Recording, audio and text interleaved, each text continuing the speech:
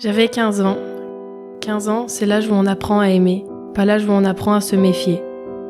J'avais 15 ans et je pensais avoir trouvé quelqu'un qui m'aimait. Il me disait que j'étais différente, que j'étais belle, que j'étais à lui. À lui, à lui. Au début, ça ressemblait à de l'amour, des messages le matin, des « tu me manques », des promesses d'éternité qu'on prononce trop tôt. Et puis un soir, il y a eu une fête. La musique trop forte, les rires qui éclatent, les verres qui circulent. Je voulais faire comme les autres, ne pas être la petite, ne pas être celle qui dit non. Alors j'ai bu. 15 ans, c'est l'âge où on apprend à aimer. Je me souviens des lumières, je me souviens du sol qui tanguait, et puis plus rien. Plus rien. Je me suis réveillée, pas chez moi, pas en sécurité, je me suis réveillée pendant qu'il me touchait.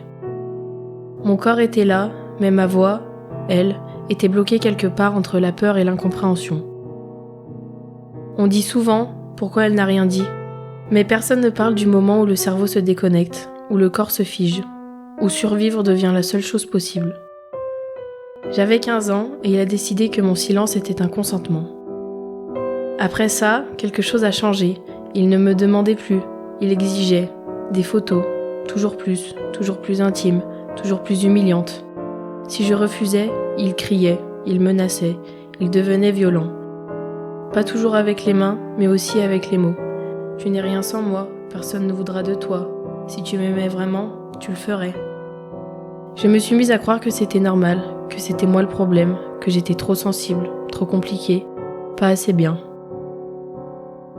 Je me faisais rabaisser, isoler, contrôler. Et je restais.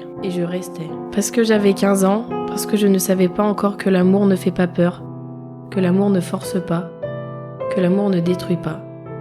Ce qu'il m'a pris, ce n'était pas seulement mon innocence, c'était ma confiance, ma voix, mon estime. 15 ans, c'est l'âge où on apprend à aimer. Mais il n'a pas tout pris, il n'a pas pris ma capacité à me relever. Aujourd'hui, je ne parle pas comme une victime, je parle comme une survivante. Je parle pour la fille que j'étais, celle qui avait trop peur pour crier, celle qui pensait que tout était de sa faute. J'avais 15 ans et ce n'était pas de ma faute. Ce n'était pas de l'amour, c'était de l'emprise. Ce n'était pas un malentendu, c'était un abus. Et aujourd'hui, je le dis sans trembler, on peut m'avoir fait taire, on peut m'avoir rabaissé, on peut avoir essayé de me briser, mais je suis encore là. Et ma voix, vous l'entendez.